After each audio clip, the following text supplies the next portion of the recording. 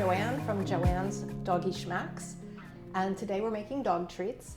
And once again, we're going to focus on using pantry ingredients. No more having to go to the store and figure out who's got odd gluten-free flours. These are called Pantry Poodles, and I'll be using this nifty little poodle cutter today. Once again, starting with just all-purpose flour. The only difference to what you may have used in the past and to what I have used in the past is that I'm using organic flour. And the reason is it doesn't contain pesticides, but it's just as good for your dogs, contains carbs, and gives them immediate energy. So, starting out, we use 2 cups of flour. 1, pre-measured of course, 2. Then we're going to add a cup of oats. Most of us have oats in our pantry for breakfast or for making fruit crumbles. Then we're gonna add flaxmeal. That you might not have in your pantry, but it's a pretty cool ingredient and you might want to. It does contain an ingredient called linoleic acid, and it's able to reduce inflammation in the body. So if you have a little bit of arthritis or your dog has arthritis, it's good for them. So I am putting in a 1/4 cup of flaxmeal. And to give some toasty taste to these treats, a 1/4 cup of flax seeds, nice and crunchy, they're tasty. And some coconut flakes. That might sound kind of strange, but dogs love coconut, and they contain antioxidants. Learning about antioxidants and how wonderful they are to fight free radicals. Free radicals are pollution, medicine, all the stuff in our environment that hurts you and your dog. We're gonna stir all this together.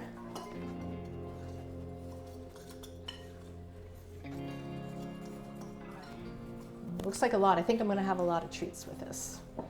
And then also I'm gonna add a teaspoon. I did a tablespoon here. I don't have a teaspoon measure, so we're just gonna do a little bit of this. Just use your judgment. Throw that in. Dogs have such good noses. We would need a tablespoon, but a dog only needs a little bit. So we're gonna put that here. Give that a whirl. And you're wondering what holds this together? Very easy. Applesauce. Lots of vitamin A, vitamin C. Good for bone development. A healthy choice as long as it's unsweetened. This doesn't have cinnamon in it. In the past, I've used applesauce with cinnamon, and dogs love that too. Let's stir that around. And the last thing that we have to add is a tablespoon of olive oil. Even I'm wondering if this is really gonna work, but I did make this earlier in the week, so it better. So let's do this. Put our tablespoon of olive oil in here, so if I can stop guessing.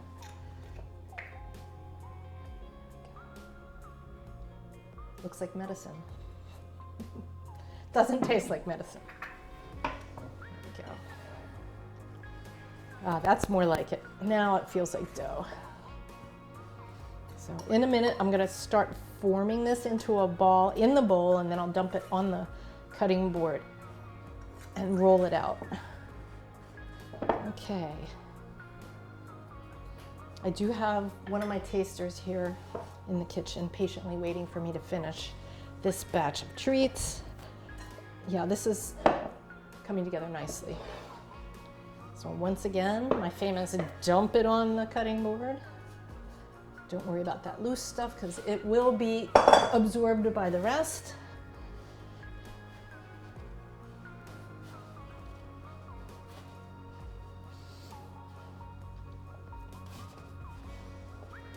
She says.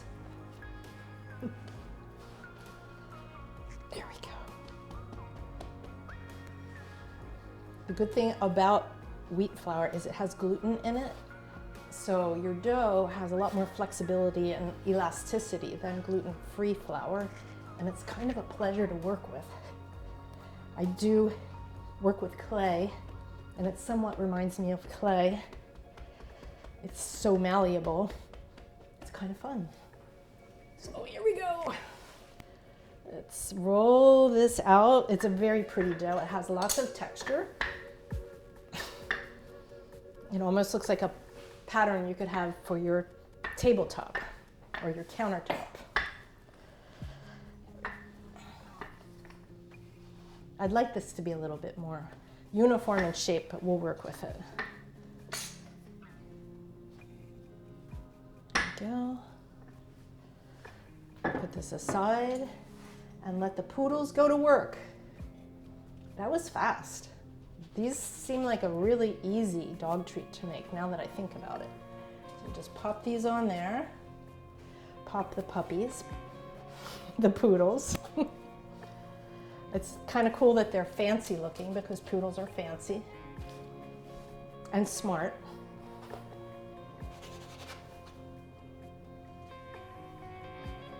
Yes, I had a friend who trained poodles for the blind. They're very smart.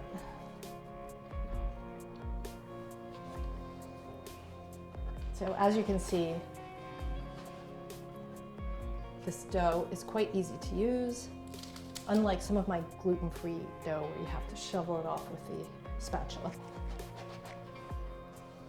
Oh, I lost the tail here somewhere. Lost the tail. I don't know if that'll stick, but we'll see. Okay. Meanwhile, Jake is there in the corner, missing all the drama. He's sound asleep, but he'll be awake when these come out of the oven. And we're almost ready to get these in. What else to say about these? 15 minutes, 350 degrees. Flip them, 15 minutes, 350 degrees. They should have a nice brown color on them when they come out of the oven. They're healthy for your dog, easy to make, tasty, made with pantry ingredients. As you can see, this is a quickie recipe. And I'm running out of dough for this demo, but you know from the past what I'm gonna do with this is roll it back up and do some more cutouts. So we're gonna stop for now. Ugh. The OCD in me would like to fill that in, but for right now, let's just put this in the oven. And here we have them. Pantry Poodles. They're beautiful. Jake, do you like poodles? I think you might. I see a little miss over here I can't ignore, even though she's supposed to be gluten-free. If I have to, I'll give her a little bit. But first, let's see what our super taster, Mr. Ted, think. Oh, look at your ear. Look at your ear. There you go. What does my super taster think? What does my super taster think? Whoa, he likes it. Yes. Tori, come over here. Tori, over here. Have a seat. Okay, you just get a little bit. And we all know the reason. Gluten intolerant. But you can have a little. I hate to play favorites, but in this case, Jake gets a little bit more. Okay, Pantry Poodles, it's a hit. Joanne's Doggy Schmacks. Don't forget to subscribe. Thank you so much. Have a great week.